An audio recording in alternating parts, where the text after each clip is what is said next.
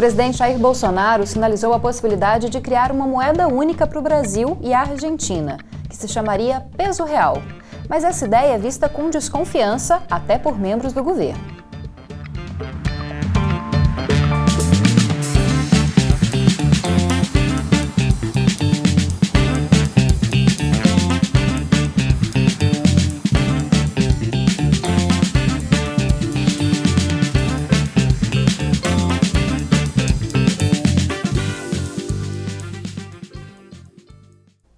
E é sobre essa proposta de moeda única que nós vamos conversar hoje. E para debater esse tema, estão aqui no estúdio conosco o economista e professor da Faculdade de Administração, Ciências Contábeis e Ciências Econômicas da UFG, Everton Soto Tibiriçá Rosa. Olá, professora, obrigada pela presença. Olá, Camila. E também contamos com a presença do cientista político e professor da Faculdade de Ciências Sociais da UFG, Carlos Hugo Santander. Olá, professor, obrigada pela presença. Olá, Camila. Bom, queria que vocês primeiro analisassem se existe mesmo essa possibilidade do chamado peso real ser criado, se isso foi uma fala descontextualizada do nosso presidente. Como é que o senhor vê, professor? Que nós vemos a dificuldade eterna das economias latino-americanas é o problema da escassez de dólares, né? Então, sempre foi um sonho a constituição, né, do mercado comum, eventualmente uma moeda comum, né? E esse foi um sonho de difícil construção e que eu imagino que foi um sonho que passou a ser questionado depois da situação da crise europeia, né? Em que se constituiu ao longo de décadas um mercado, né?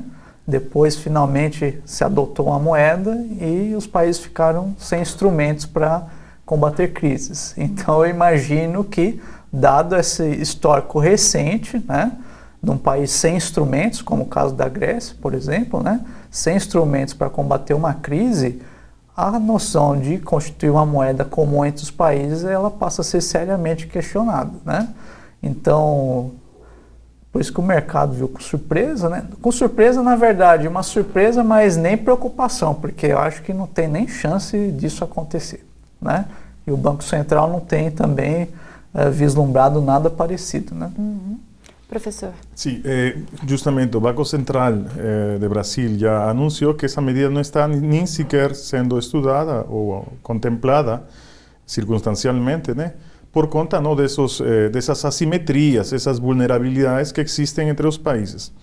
Então, o que deixa entrever que a presença de Bolsonaro tinha lá na Argentina um outro objetivo, que era apoiar a candidatura de Macri, mas mesmo assim, uma iniciativa desta natureza, não, levou, não, tanto na Argentina como no Brasil a se surpreender, porque se uno analisa os diversos processos de integração, uno, por exemplo, identifica primeiro uma área de livre comércio, depois uma união aduaneira, ¿no? Y un mercado común, depois se podría pensar en una unión monetaria, ¿no? Como no caso de Europa. E neste caso, o presidente propõe uma coisa já finalizada, se ainda no Mercosul, propriamente dito, não é nem sequer, não, um mercado comum definido, não? É um mercado comum imperfeito.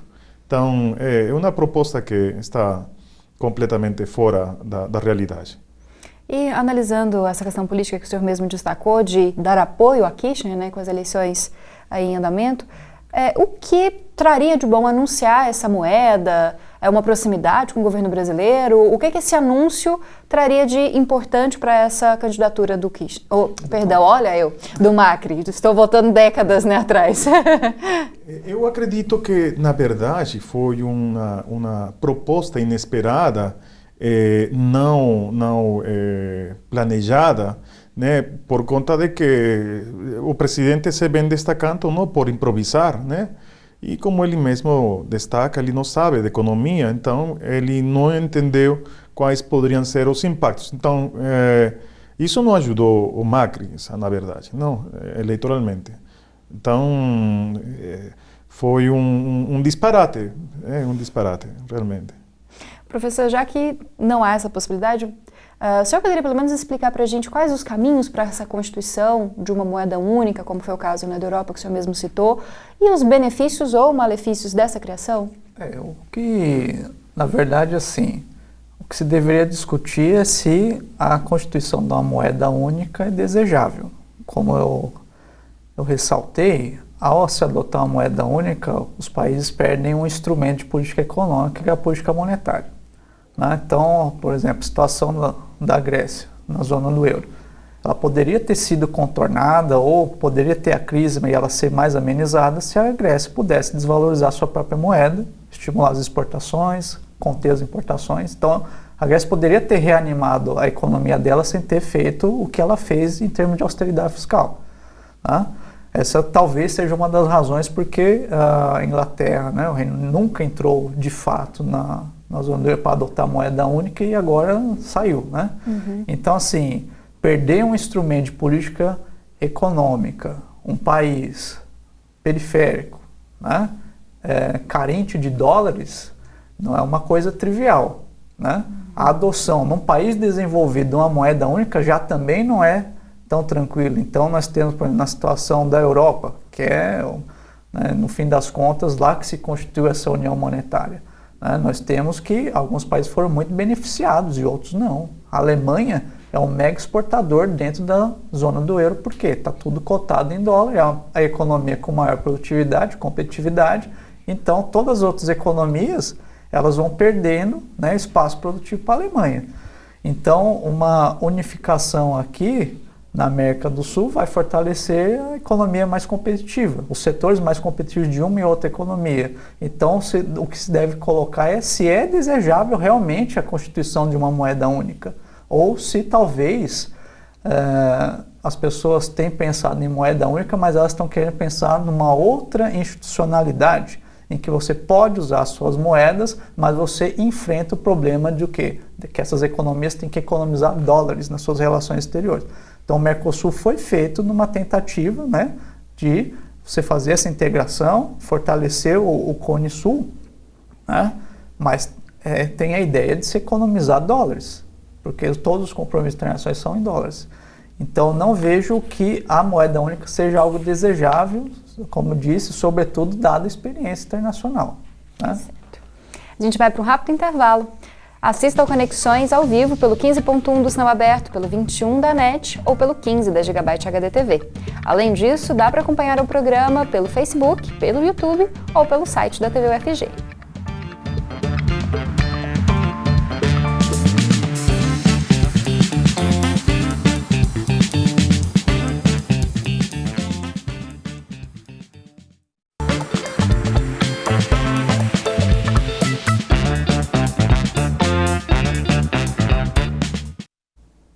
Conexões está de volta e hoje a gente discute a possibilidade da criação de uma moeda única e também assuntos relacionados como o Mercosul e a política econômica na América Latina. Estão aqui conosco o professor Everton Rosa, da Faculdade de Administração, Ciências Contábeis e Ciências Econômicas da UFG, e também o cientista político Carlos Santander, que é professor da Faculdade de Ciências Sociais da UFG.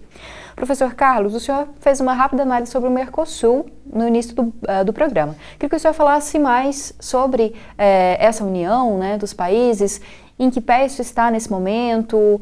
O senhor mesmo disse que não se constituiu totalmente. O que falta? E existe alguma possibilidade dessa região realmente ser fortalecida? A gente encontra vários países da região em crise econômica. Teria alguma relação? A América Latina se caracteriza por ser por países com economias heterogêneas, com diversos graus de desenvolvimento, mas também com diversos graus de institucionalidade, né? Por exemplo, de participação do Banco Central, de política monetária com relação à exportação, comércio internacional. Então, ajustar tudo isso em um só bolo, vamos dizer, isso implica uma imensa negociação, por exemplo, os países de Centro-América com os países andinos. Então, porque também os países, eles não têm grandes ambições, por conta de que são cientes, não, desta realidade, dessa heterogeneidade. Os países, por exemplo, da costa do Pacífico, não, Chile, Peru, México, Colômbia, estão mais interessados em poder agir de uma forma muito mais livre, fora de amarras muito mais ambiciosas, não, como a que propõe o presidente brasileiro. Então, porque lhe permite uma maior flexibilidade e negociações bilaterais, né, que tenham alcance, né, no âmbito do comércio, especificamente.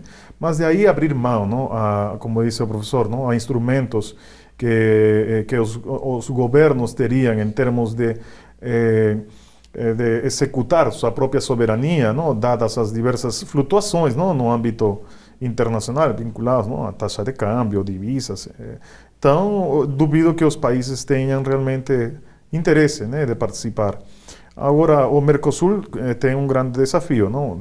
Primeiro, avançar gradativamente em função daquilo que se propôs, ou seja, que é a afirmação do mercado comum. Existe, claro,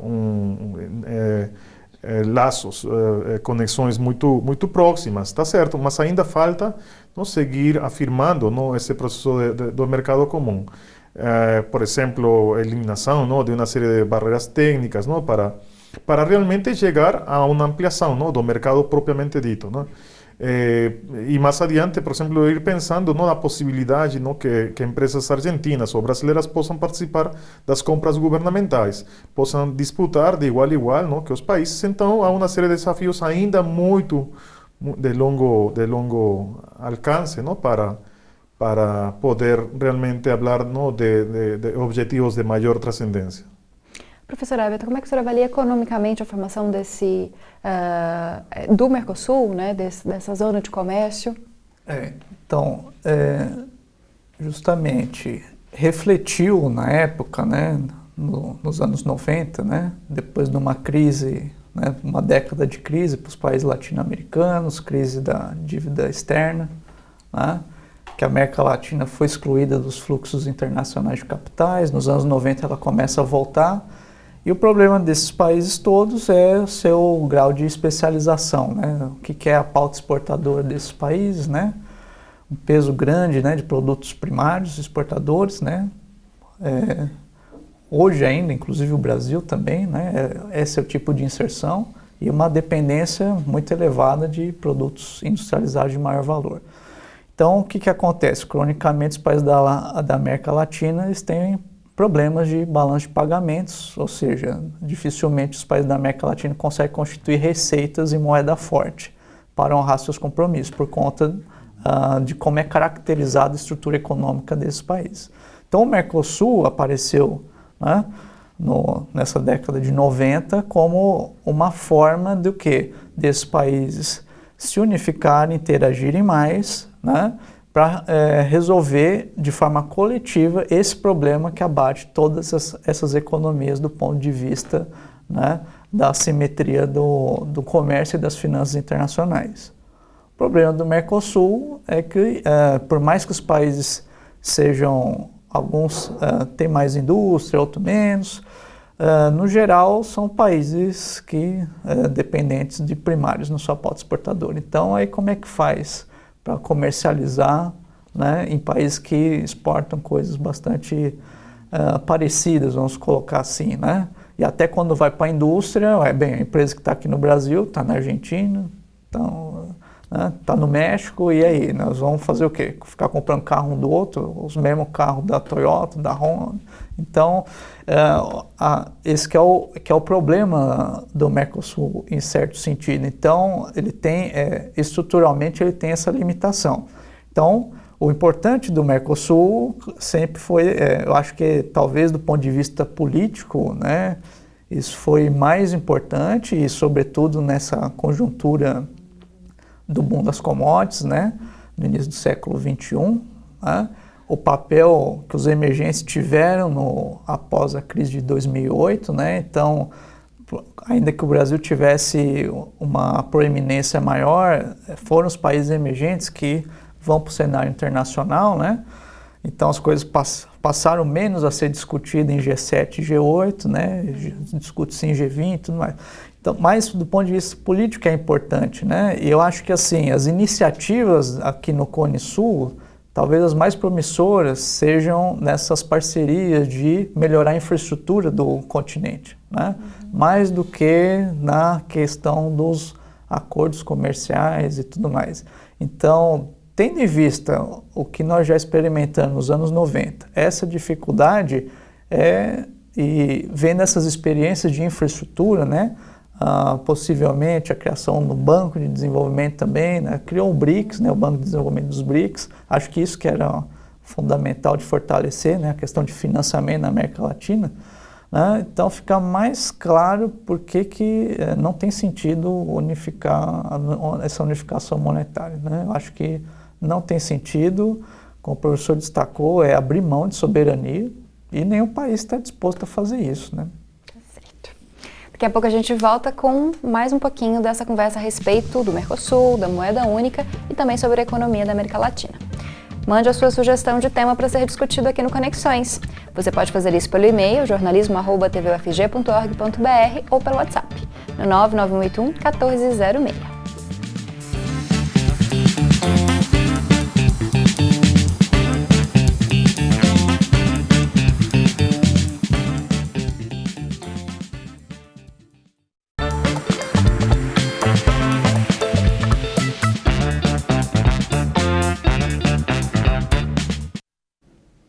Estamos de volta para discutir a possibilidade da criação de uma moeda única entre Brasil e Argentina, também sobre Mercosul e sobre a economia latino-americana.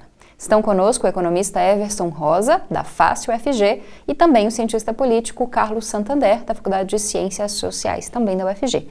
Professor Carlos, como o professor Everton destacou durante o nosso intervalo, o presidente Jair Bolsonaro teria comentado que a instituição dessa moeda única seria importante também para afastar uma ameaça, entre aspas, aí, socialista no nosso continente, coisas que ele já tem dito também durante, né, o processo eleitoral, o início do seu governo. Como é que o senhor enxerga essa relação que ele fez? De que forma poderia haver essa questão também política na criação de uma moeda única? Não, o presidente Bolsonaro, ele vê fantasmas com base a qualquer governo que não tenha talvez uma semelhança ou que acompanhe os postulados, não, do seu partido. Então, a Costa Rica, que é um país social-democrata, se torna um país comunista. O Andrés Manuel López Obrador, né, que também é um social-democrata, se torna também um comunista. Então, o presidente não entende que a América Latina ela é diversa e heterogênea. E que o comunismo propriamente dito, ele como tal não existe. O sea, não há nenhum só país que seja, ainda que se possa denominar Maduro de socialista, isso não é um regime autoritário. Mas não há nenhum país que, exceto, claro, os cubanos se podem denominar também socialistas, mas propriamente dito não há nenhum só país que seja verdadeiramente comunista ou socialista. Então, o presidente vê fantasmas como parte, não, de seu projeto de poder, mas que na verdade isso resultaria um projeto, não, de integração econômica, dada essa heterogeneidade, seria um conflito permanente, seria super inviável. O que realmente, em vez de levar adiante esforços, não, de integração, como muito bem fala o professor, não, questões vinculadas à integração em termos de infraestrutura, acordos muito mais pontuais, não, sobre comércio ou cooperação no âmbito da tecnologia. Então, levaria a afastar os países dentro da... Se uno tomasse, não, como ao pé da letra o que diz o presidente, levaria realmente a que os países não tenham nenhum tipo de interesse a esse tipo de processo de integração. Eu acho que hay que ser muito mais pragmáticos. Também a gente não pode pensar, não, num processo de integração como aspirava a Bolívar, não, Simão Bolívar, né, o sonho bolivariano. Também não é isso. Acordos mais pontuais, muito mais são mais pertinentes, muito mais viáveis, né? Então, o presidente também, né, lamentavelmente, ele desconhece que é política exterior, não conhece a região latino-americana. Então, declarações dessas são realmente infelizes, né? Professor Everton, como é que o senhor avalia também essa declaração envolvendo economia, política da região América Latina? Eu entendi que essa proposta um pouco o Brasil está mal, mas não está tão mal quanto a Argentina, né? Então, a Argentina está com uma inflação de mais de 50%, uma taxa de juros, né, de mais de 60%, né, ao ano, desemprego 10%, né? Está até maior o desemprego, menor o desemprego desse que o nosso aqui, né? Mas eu entendi numa forma de associar a Argentina com com o Brasil, porque o Brasil tem um pouco mais de credibilidade nesse momento, né? A economia, por mais que esteja mal no Brasil, tem mais credibilidade que na Argentina, né? Quanto a essa questão de barrar experiências, né, socialistas, eu interpretei que o que ele queria fazer seria barrar medidas de intervenção do Estado na economia, como foi feita aqui durante o Lula, durante a Kirchner na Argentina, né? Medidas de administração da economia, né? Uma administração diferente da administração neoliberal, né? Que foi ensaiada pelo Macri, que todo mundo tinha um grande otimismo com o Macri, e espero que as pessoas estejam convencidas que não funcionam essas políticas, né? E o nosso governo aqui vem meio que se espelhando naquelas políticas que não dão certo. Então eu entendi essa proposta da moeda única por esse lado político, né, de ajudar a Argentina a ter uma melhor credibilidade aí se associando com o Brasil, mas entendi também no sentido de desprover o Estado de mecanismo de intervenção, né? Tal como foi já no passado, século XIX, a gente adotava padrão ouro, então toda a nossa política econômica fica voltada à acumulação de ouro, então abandona-se a economia toda em função disso. Algo equivalente é com o Banco Central independente e regime de inflação, né? Então a moeda única é só uma outra roupagem para você acabar com o papel de intervenção do Estado na economia. Então, se esses são os desejos, aí nós temos um problema, porque são os países assimétricos, subdesenvolvidos, periféricos, a população vivendo elevados níveis de desigualdade, de emprego, e onde a atuação do Estado é muito necessária. Se num país desenvolvido a atuação do Estado já é muito relevante, como na Europa, aqui ainda é mais necessário. Então os políticos como Macri e Bolsonaro, cada um no seu grau de aventura ideológica, eles são justamente o oposto que é o necessário para a população comum que precisa de trabalho, ter habitação, ter educação, saúde, né? Porque tudo isso, de um jeito ou de outro, ou o Estado provê, ou o Estado tem que dar condições para que seja provido pelo mercado, né? Ok. Nosso tempo está chegando ao fim. Muito obrigada, professor Everton. Muito obrigado, eu que agradeço. Obrigada também, professor Carlos. Vale, muito obrigado. E a gente está finalizando o programa de hoje, mas você pode continuar acompanhando a nossa programação, ou então você pode acessar o nosso site tvfg.org.br ou as nossas redes sociais. Te espero no nosso próximo debate.